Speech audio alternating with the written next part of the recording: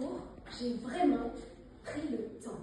Pour me plonger à fond dans le sujet, je me suis dit, si le monde a accéléré et que nous sommes tous persuadés que nous ne savons plus prendre le temps, je vais leur prouver que je suis capable de réfléchir longuement à chaque idée, écrire avec le flot de mes pensées, ne pas me soucier du délai. Pourtant, j'ai échoué.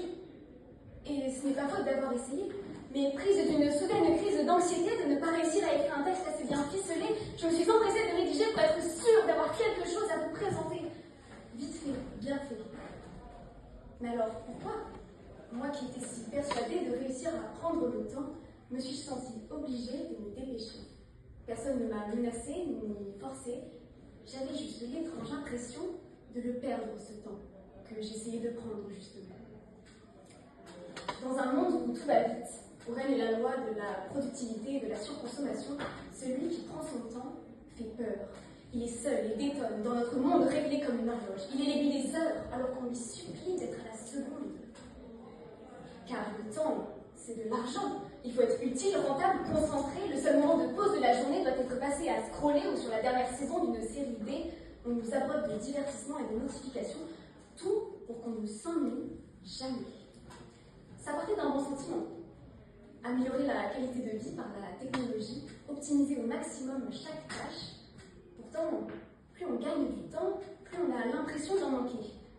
Alors le temps n'a pas en soi accéléré. Chaque minute fait toujours 60 secondes, chaque heure 60 minutes.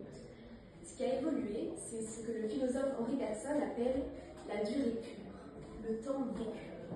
Vous savez, celui qui accélère quand on passe un bon moment, celui qui semble planer quand on contemple un paysage, celui qui ralentit quand on accourt dans l'Amphia 84 de Carbone où il fait froid. Excusez-moi, je m'égare. Mais alors, pourquoi avons-nous toujours ce sentiment de manquer de temps?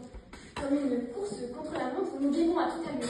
Fast food, fast fashion, occupation néfaste, remplaçant le fastidieux par le facilement fait. Comme l'explique le sociologue Hartmut Rosa, notre époque est prise dans une spirale d'accélération.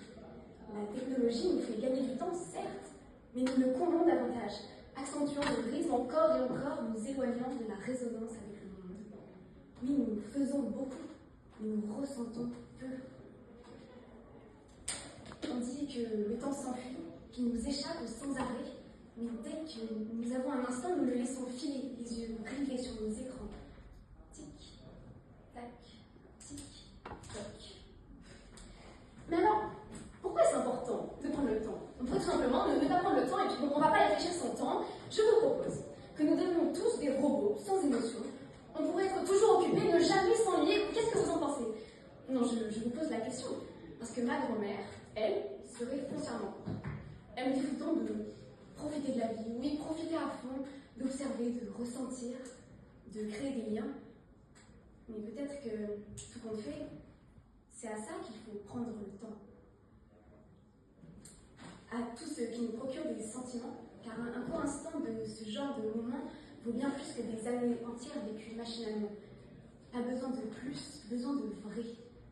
Regardez, chère jury, vous écoutez de nombreux discours, peut-être dont la plupart vous allez oublier, mais si l'un d'entre eux vous a happé, captivé, intéressé, celui-là, vous vous en souviendrez.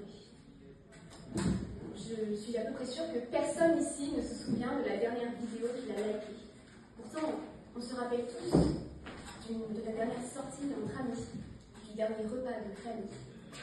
Alors, j'ai conscience que cette partie de mon discours ressemble vraiment à un script de Disney Channel. Le plus important dans la vie, c'est les amis qu'on se fait sur le chemin. Mais je vous avoue que je commence vraiment à y croire.